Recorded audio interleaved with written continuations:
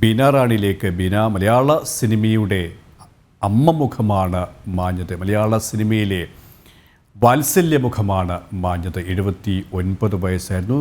ദീർഘനാളായി അസുഖബാധിതയായി ആശുപത്രിയിൽ ചികിത്സയിലുമായിരുന്നു. മറ്റു വിവരങ്ങളും. തീർച്ചയായും മലയാളത്തിന്റെ അമ്മ മുഖം എന്ന് തന്നെ പറയാം. മലയാള ചലച്ചിത്ര മേഖലയിലെ അമ്മ എന്ന രീതിയിൽ ചില പ്രതിഷ്ഠ നേടിയിരുന്ന ഒരു മുഖമായിരുന്നു കവിയൂർ പൊന്നമ്മയുടേത്.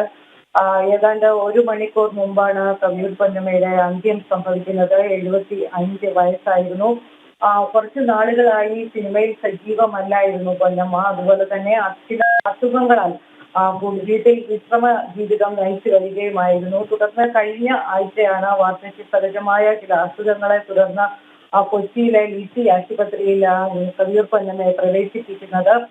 തുടർന്ന് ആരോഗ്യനില മെച്ചപ്പെട്ടു വരുന്നു എന്ന ചില അറിയിപ്പുകളാണ് ആശുപത്രിയിൽ നിന്ന് പുറത്തു വന്നുകൊണ്ടിരുന്നത്. ഇന്ന് ഉച്ചയ്ക്ക് പോലും ആശുപത്രി അധികൃതരുമായി സംസാരിച്ചപ്പോൾ കവിയൂർ പൊന്നമ്മയുടെ ആരോഗ്യനില മെച്ചപ്പെടുന്നതായാണ് അവർ അറിയിച്ചത്. എന്നാൽ 1 മണിക്കൂർ മുമ്പ് അവരുടെ നില വഷളാവുകയായിരുന്നു. തുടർന്ന് അന്ത്യം സംഭവിക്കുകയായിരുന്നു.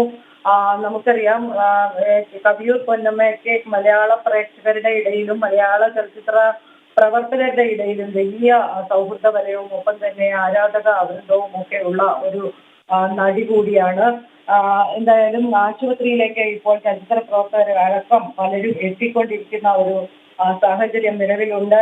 ഇന്ന് രാത്രി കവിയൂർ പൊന്നമ്മയുടെ ഭൗതികദേഹം ആശുപത്രിയിൽ തന്നെ സൂക്ഷിച്ച് നാളെ രാവിലെ 9 മണിയോടെ കളമശ്ശേരി ടൗൺ ഹാളിൽ പൊതുദർശനത്തിന് വയ്ക്കും. തുടർന്ന് ആലുവ കരുമാലൂരിലുള്ള വീട്ടിലായിരിക്കും സംസ്കാരം. എന്തായാലും മലയാള സിനിമയെ സംബന്ധിച്ചിടത്തോളം തീരാ നഷ്ടം എന്ന് മാത്രം പറഞ്ഞാൽ പോരാ, നികത്താനാവാത്ത ഒരു വലിയ നഷ്ടമാണ് കവിയൂർ പൊന്നമ്മയുടെ വിയോഗത്തിലൂടെ ഇപ്പോൾ സംഭവിക്കുന്നത്. ബീന, ഇവിടെ മല്ലിക സുകുമാരൻ സൂചിപ്പിച്ചതുപോലെ തന്നെയാണ് മലയാള സിനിമയിൽ നികത്താനാകാത്ത നഷ്ടമാണ്. ആലങ്കാരികമായി നമ്മളങ്ങനെ പറയാറുണ്ടെങ്കിലും കവിയൂർ പൊന്നമ്മയെ സംബന്ധിച്ചിടത്തോളം ആ ഒരു അമ്മയുടെ സാന്നിധ്യം മലയാള സിനിമയിൽ ഇനി ഉണ്ടാകില്ല എന്നത് നമ്മളെല്ലാവരെയും വേദനിപ്പിക്കുന്നതാണ്. കാരണം പകരം ഒരു മുഖം ആര് എന്ന ചോദ്യത്തിന് പ്രസക്തിയുമില്ല. അത്തരത്തിൽ നോക്കുമ്പോൾ മലയാള സിനിമയെ സംബന്ധിച്ചിടത്തോളം ഏറ്റവും വലിയ പ്രത്യേകത എന്ന് പറയുന്നത് മലയാള സിനിമയിലെ ലെജൻസായ സംവിധായകരുടെ കൂടെ അഭിനയിക്കാൻ സാധിച്ചിട്ടുണ്ട്.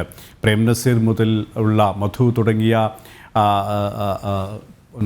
നായകന്മാരുടെ കൂടെ അഭിനയിക്കാൻ സാധിച്ചിട്ടുണ്ട്. ഏറ്റവും പുതിയ തലമുറയിലുള്ള നടന്മാരുടെ കൂടെ അഭിനയിക്കാൻ സാധിച്ചിട്ടുണ്ട്. അങ്ങനെ ഒരു കാലഘട്ടത്തിൻ്റെ ഒരു അഭിനേത്രി കൂടിയാണ് യാത്ര പറഞ്ഞിരിക്കുന്നത്, അല്ലേ?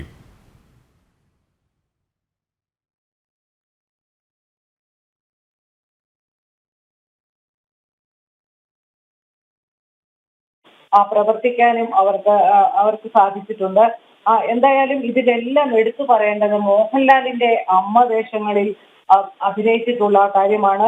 ഇത്തരത്തിൽ ഇരുവരും ഒന്നിച്ച മിക്ക സിനിമകൾക്കും വലിയ ജനപ്രീതിയാണ് ലഭിച്ചിട്ടുള്ളത്. ഓരോ സിനിമകളും എടുത്തു നോക്കിയാൽ എല്ലാം തന്നെ വലിയ ഹിറ്റായ സിനിമകളാണ്. അത്തരത്തിൽ മോഹൻലാലിന്റെ അമ്മയായി കവിയൂർ പൊന്നമ്മ അഭിനയിക്കുമ്പോൾ അത് എപ്പോഴും തന്നെ ശ്രദ്ധേയമാവാറുണ്ട്. സ്വന്തം മകനെ പോലെയാണ് തനിക്ക് മോഹൻലാൽ എന്ന കവിയൂർ പൊന്നമ്മ പല സന്ദർഭങ്ങളിലും പറഞ്ഞിട്ടുണ്ട്. ഒപ്പം തന്നെ പല സ്ഥലങ്ങളിലും വിദൂര സ്ഥലങ്ങളിലും ക്ഷേത്രങ്ങളിലും മറ്റു പോകുമ്പോൾ പലരും കവിയൂർ പൊന്നമ്മയുടെ അടുത്ത് എന്നിട്ട് മകനെ എന്താ കൊണ്ടുവരാത്തത് എന്ന് ചോദിക്കുക. അത്രയ്ക്ക് അവരെ ഒരു അമ്മയും മകനുമായി പ്രേക്ഷകർ അംഗീകരിച്ചിട്ടുണ്ട് എന്നതിന്റെ തെളിവാണിത്.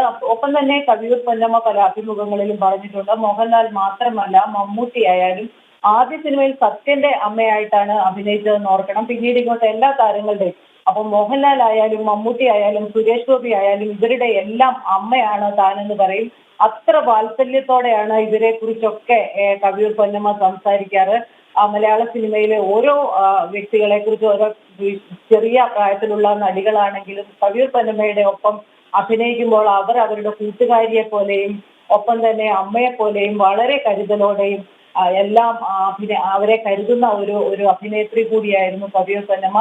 എന്തായാലും മലയാള സിനിമയിൽ ഇപ്പൊ പ്രധാനമായും പറഞ്ഞാൽ KPSC ലളിതയും കവിയൂർ പൊന്നമ്മയുമാണ് പ്രധാനമായും അമ്മ വേഷങ്ങളിൽ അഭിനയിച്ചിരുന്നത്. ഇടക്കാലത്ത് മലയാള സിനിമകളിൽ അമ്മമാരുടെ സാന്നിധ്യം കുറയുമ്പോൾ പോലും, അതായത് ചില പുരോഗമന സിനിമകൾ എന്ന പേരിൽ എത്തുന്നതിൽ അമ്മമാരുടെ സാന്നിധ്യം കുറയുമ്പോൾ ഇവർ വല്ലാതെ ആശങ്കപ്പെട്ടിരുന്നു. എങ്കിൽ പോലും അത്തരത്തിലുള്ള സിനിമകളിൽ അഭിനയിക്കാൻ പോലും കവിയൂർ പൊന്നമ്മയ്ക്ക് സാധിച്ചിട്ടുണ്ട് എന്നതാണ് എന്തായാലും ഇതിൽ മറ്റൊരു കാര്യം ആരും അധികമാർക്കും അറിയാത്ത ഒരു കാര്യം, ചില സിനിമകളിൽ ഇവരെ ചലച്ചിത്ര പിന്നണി ഗാനരംഗത്തും അരങ്ങേറ്റുന്ന ഒരു എന്താ പറയുക, ചലച്ചിത്ര പിന്നണി ഗാനരംഗത്തും അവരുടെ കഴിവ് തെളിയിക്കാൻ സാധിച്ചിട്ടുണ്ട്. അതായത് വെളുത്ത കത്രീന, തീർത്ഥയാത്ര, ധർമ്മയുദ്ധം, തിരിയോ തിരി, കാക്കക്കുയിൽ തുടങ്ങിയ ചില കാക്കക്കുയിലെ പാട്ടുകളൊക്കെ നമ്മൾക്കറിയാം, കൃഷ്ണനെ സ്തുതിക്കുന്ന പാട്ടുകൾ. അത്തരത്തിൽ ചില പാട്ടുകളും ഇവർ സിനിമയിൽ പാടാൻ ഇവർക്ക് കവിയൂർ പൊന്നമ്മയ്ക്ക് അവസരം ലഭിച്ചിട്ടുണ്ട്. അതുപോലെ തന്നെ ടെലിവിഷൻ രംഗത്തും ദൂരദർശനിലും മറ്റ് സ്വകാര്യ ചാനലുകളിലെല്ലാം തന്നെ സീരിയലുകളിലും കവിയൂർ പൊന്നമ്മ, അങ്ങനെ പൊന്നമ്മ ചേച്ചി കൈവയ്ക്കാത്ത മേഖലകളില്ല എന്ന് തന്നെ പറയാം. അത്തരത്തിൽ ചലച്ചിത്ര മേഖലയുമായും അഭിനയവുമായി ബന്ധപ്പെട്ട വിവിധ മേഖലകളിൽ തന്റെ സാന്നിധ്യം അറിയിച്ചിട്ടുള്ള